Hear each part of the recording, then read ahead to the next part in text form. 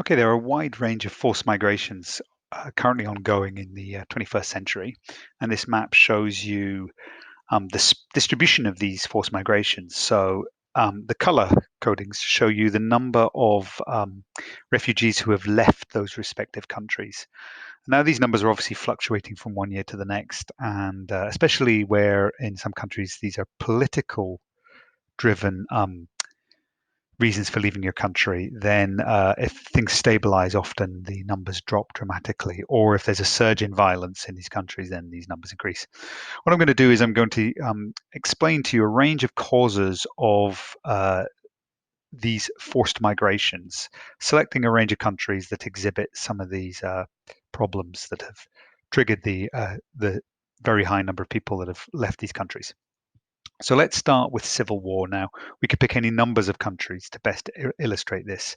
But if we go to Syria, which is one of the largest sources of refugees into surrounding countries, the Syrian situation is being triggered by a civil war between rebel forces and the government, led by a president, Bashar al-Assad. This has resulted in millions of people leaving the country and significant loss of life.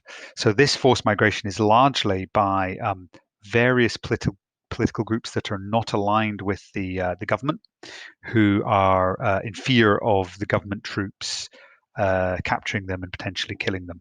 So the soldiers or just people living in these communities that aren't currently aligned with the president often will flee their communities to neighboring countries. So that's a really good example of a civil war. Iraq is another country with a very similar situation going on, as is Afghanistan.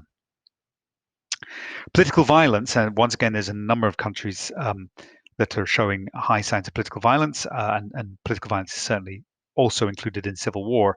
But if we pick Colombia, for example, there's a very high level of political violence between the government and also organized crime in this country, where people are persecuted for a variety of reasons, and they feel very unstable in their communities, especially if they're not aligned with the political leadership of the country.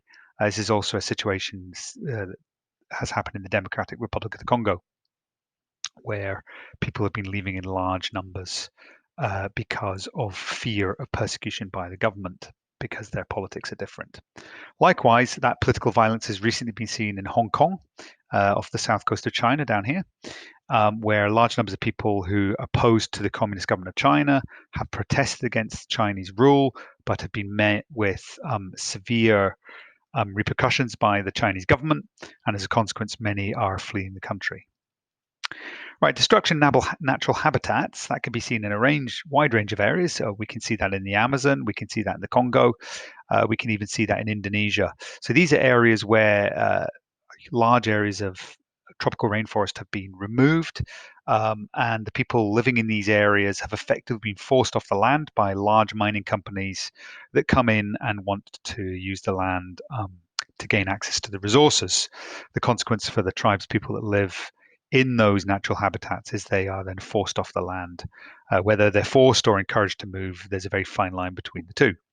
But we can see that happening in Brazil in the rainforests, we can see that in the Congo, and we can also see that in Indonesia. Okay, we've also got land degradation in the Sahel, so this area of West Africa. So there's a whole range of countries like Mali, for example, right here, where destruction of the soils through over-farming and deforestation has gradually led to the desert from the Sahara moving in, the fertility of the soil declining year on year, which starts to therefore increase the temperatures, especially as you lose vegetation cover. Eventually, farmers find it almost difficult to produce a crop, which either triggers a mass migration or actually can trigger a famine, as we saw in the southern region of Sudan over here. So that is land degradation resulting in famines, which forces people to move to surrounding countries where they can get access to food. Okay. Another more modern forced migration is starting to appear in places like Bangladesh and across the islands of the Pacific. And this is where climate change is raising sea levels and forcing people to have to actually leave their countries of origin.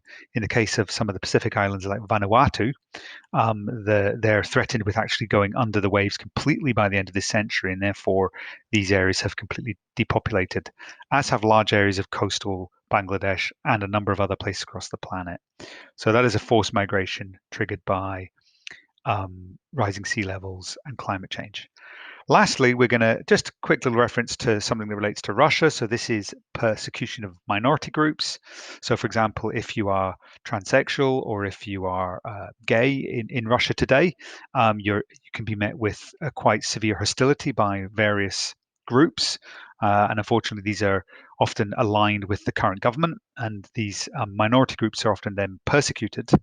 And it's not just to do with your sexuality. This could be to do with your ethnic or religious background. If it's not aligned with the dominant Russian view of the world, then many of these groups have been persecuted for the last 20 or so years, and people end up leaving Russia in search of being able to live their life in a freer way as they might find in Europe.